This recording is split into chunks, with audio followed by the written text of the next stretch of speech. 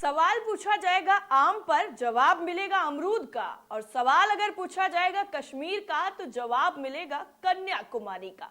कुछ समझ आया हम किसकी बात कर रहे हैं? अगर नहीं तो अब बिल्कुल समझ आ जाएगा, क्योंकि अगर सवाल पूछा गया है चीन पर तो इसका जवाब मिल रहा है राहुल गांधी पर।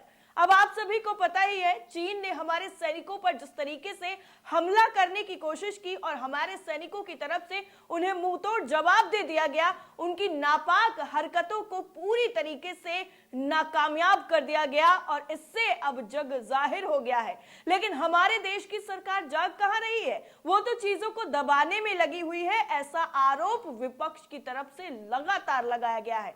और उसी सोई हुई सरकार को जगाने के लिए अब कांग्रेस के राष्ट्रीय अध्यक्ष मल्लिकार्जुन खड़गे ने सवाल किया है, लेकिन अफसोस की बात, जवाब इस बार भी नहीं मिला। इसी बात पर कांग्रेस के राष्ट्रीय अध्यक्ष और बीजेपी के राष्ट्रीय अध्यक्ष जेपी नड्डा आपस में भिड़ गए, क्योंकि यह सवाल राजनीति का नहीं, यह सवाल किसी एक पार्टी का नहीं है, यह सवाल हमारे देश की सुरक्षा का है, हमारे देश की आन बान शान का है, जिसके साथ कोई खिलवाड़ कोई भी बर्दाश्त नहीं कर सकता है। दरअसल अरुणाचल प्रदेश के तवांग में 9 दिसंबर को भारत और चीन की सेना के बीच जो झड़प हुई थी, वो अभी भी लगातार सवाल उस पर पूछे जा रहे हैं, लेकिन जवाब नहीं मिल रहा है। सियासी बवाल थमने का नाम नहीं ले रहा है। कांग्रेस अध्यक्ष मल्लिकार्जुन खड़गे ने कहा है कि बॉर्डर के नजदीक चीनी कंस्ट्रक्शन राष्ट्रीय सुरक्षा के लिए खतरा है। उन्होंने कहा कि चीन डोकलाम में जाम फेरी रिज कर निर्माण कर रहा है, इससे नॉर्थ ईस्ट के प्रवेश द्वार सिलीगुड़ी कॉरिडोर को खतरा बढ़ सकता है। प्रधानमंत्री जी, चीन पर चर्चा कब होगी, इसका जवाब आप कब देंगे? इसका जवाब तो नहीं आया है, लेकिन भाजपा के अध्यक्ष जेपी नड्डा जो हैं, उन्होंने इसका कुछ और ही जवाब दे दिया है। और इस पूरे मामले में कहा है ना मैंने अभी कि सवाल पूछा गया है सेब पर और जवाब मिलेगा आपको लीची पर, कि लीची का तो कोई ताल्लुक ही नहीं है सेब से। और यहां पर भी राहुल गांधी का जवाब दे दिया गया है। सवाल चीन का था, लेकिन जवाब राहुल गांधी के बयान को लेकर दिया गया है। और भाजपा अध्यक्ष जेपी नड्डा कहते हैं कि राहुल गांधी का बयान मनोबल तोड़ने वाला है, इसकी जितनी निंदा की जाए वो कम है। भारतीय सेना शौर्य और पराक्रम की प्रतीक है। जब जब देश पर संकट आया है, भारतीय सेना मुस्तैदी के साथ देश की सुरक्षा में लगी रही है। नड्डा ने यह भी कहा है कि हम जानते हैं कि चीन की कम्युनिस्ट पार्टी ने कांग्रेस पार्टी के साथ समझौता ज्ञापन पर हस्ताक्षर किए थे।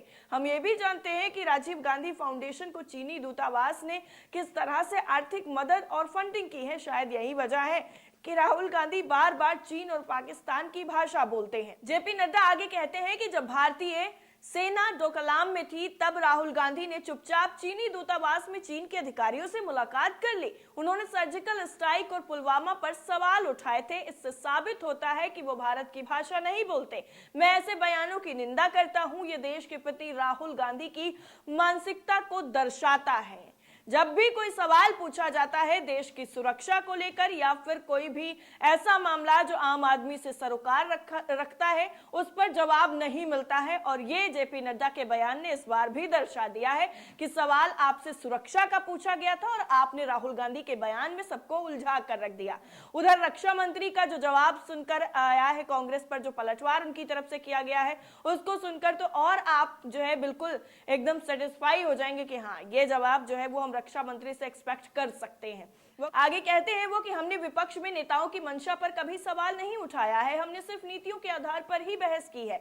इस बीच कानून मंत्री किरण रिजिजू जो है वो तवांग के यांगत्से इलाके में पहुंच गए, जहां पर ये पूरी जो झड़प है वो हुई थी। और वहीं से जो कथित तौर पर वीडियो वायरल किए गए थे, हालांकि बाद में वीडियो जो है वो बताए गए कि पुराने हैं, लेकिन जिस तरीके से सेना ने साहस और एकदम शौर्य दिखाया है, उसकी पूरे देश में सभी लोग तारीफ कर रहे हैं और सेना को सलाम कर रहे हैं, उनके जज्बे को सलाम कर रहे हैं। जिस तरीके से दुश्मन देश को सेना ने मुंहतोड़ जवाब दिया है, लेकिन जो मामले हैं अपने देश में वो किस तरीके से उलझाए जा रहे हैं वो आपको बताते हैं। लेकिन यहाँ पर कानून मंत्री किरण रिजिजू भी अपने एक पोस्ट को लेकर लोगों के निशाने पर आ गए हैं, खास तौर पर कांग्रेस के निशाने पर, क्योंकि कांग्रेस ने उनकी फोटो जो है वो निकाल करके सामने रख दी है कि स्टार प्लस वाला वो एड आपने देखा है ना कि रास्ता वही सोच जो है वो नहीं है।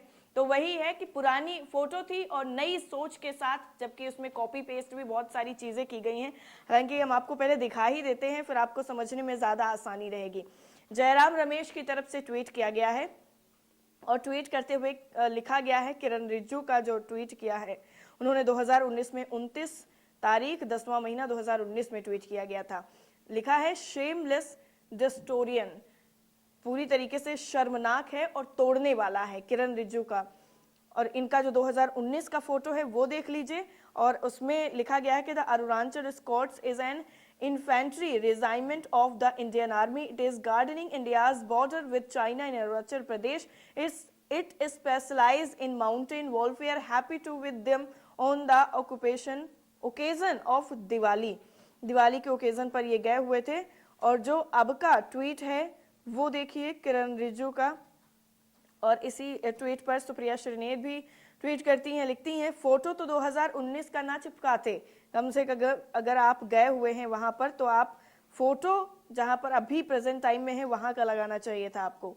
सुप्रिया श्रीनेत ने एक और भी ट्वीट किया है, लिखती हैं जब चीन पर सरकार के सारे नुमाइंदे, मीडिया के चरण चुंबक और ट्रोल आर्मी एक ही बात बोले तो समझ जाइए कि स्थिति वाकई गंभीर है। आज यही हो रहा है। राहुल गांधी के बयान ने कौतूहल मचा दिया है क्योंकि जो छुपाने की कोशिश की जा रही थी वो खुलकर बाहर आ गया है। इस वजह से राहुल गांधी को निशाना बनाया जा रहा है। और जो किरण रिजिजू का अभी का जो ट्वीट है आज का वो 17 दिसंबर का है, 12:14 पर ये ट्वीट किया गया है। और किरण रिजिजू की तरफ से लिखा गया है कि Yangtse area in Tawang Arunachal Pradesh is fully secured now due to adequate deployment of the brave jawans of Indian army. कुछ वर्ड्स जो हैं और शुरुआत का जो है वो सेम है, पहले वाले ट्वीट से मेल जोल खाता है, फोटो भी बिल्कुल सेम ही लगा दी है। तो ये कहा जा रहा है कांग्रेस की तरफ से कि जब चीजों को छुपाया जाने लगे और वो भी देश की सुरक्षा से जुड़े मामलों को, तो समझ जाइए कि स्थिति उतनी भी अच्छी नहीं है जितना दिखाने की कोशिश की जा रही है सत्ताधारी पार्टी की तरफ से। और जो चीजें छुपाने की कोशिश की जा रही थी वो खुलकर अब सामने आ गई हैं, क्योंकि रक्षा मंत्री की तरफ से ये कहा गया था कि जवानों को चोटें कम आई हैं, बिल्कुल हल्की फुल्की जो चोटें हैं वो उनको आई हैं, लेकिन फिर भी उनको कई दिनों तक अस्पताल में एडमिट होना पड़ा। तो इसका जवाब भी कांग्रेस की तरफ से और बाकी लोगों की तरफ से भी मांगा गया था, लेकिन इस पर कोई जवाब नहीं आया। और जब जेपी नड्डा से और बीजेपी से ये सवाल किया गया, केंद्र से ये सवाल किया गया कि आप इस पूरे मामले में खुलकर क्यों नहीं कुछ बता रहे हैं कि आखिर वहां की स्थिति क्या है, तब जो जवाब आया है वो सुनकर वाकई हंसी के अलावा और कुछ नहीं आता है।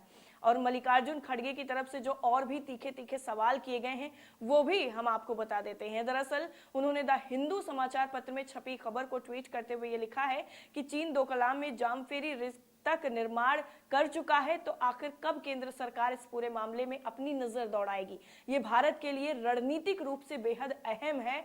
सिलीगुड़ी कॉरिडोर के लिए खतरा साबित हो सकता है अगर इसे रोका नहीं गया। लेकिन मल्लिकार्जुन खड़गे यहीं पर नहीं रुकते हैं, वो आगे कहते हैं कि सिलीगुड़ी कॉरिडोर भारत में पूर्वोत्तर का प्रवेश द्वार है, अगर उस पर किसी भी तरीके का कोई खतरा आता है तो ये पूरी देश की सुरक्षा पर खतरा होगा। वो आगे कहते हैं कि चीन का जिस तरीके से मनोबल बढ़ रहा है, वो आगे की तरफ बढ़ रहा है, उसको सरकार जो है वो ढंग से नहीं ले रही है, उस पर पुख्ता तरीके से जानकारी भी साझा नहीं कर रही, विपक्ष के साथ बैठकर बैठक नहीं कर रही है, उनसे कोई भी चीज जो है वो साझा नहीं कर रही है। तो अगर कोई भी जरूरत होती है तो हम लोग भी उसमें हेल्प कर सकते हैं, उसमें अपनी राय बता सकते हैं कि इसमें कैसे इस समस्या से निपटा जाए। लेकिन ऐसे में प्रधानमंत्री जो है वो खामोश हैं, अपने मंत्रियों के पीछे, अपने जो सांसद हैं उनके पीछे जाकर छुप जाते हैं और कोई भी बयान नहीं देते हैं। इस तरीके से लगातार ये पूरा जो चीन का मामला है वो हॉट मुद्दों में से एक बना हुआ है, लेकिन स्पष्टीकरण सरकार की तरफ से एक बार भी निकलकर सामने नहीं आया है। इस पूरी रिपोर्ट को लेकर आपकी राय क्या है, कमेंट करके हमें जरूर बताइएगा। बाकी सारी अपडेट के लिए नेशन 360 को सब्सक्राइब करना बिल्कुल ना भूलें। जय हिंद।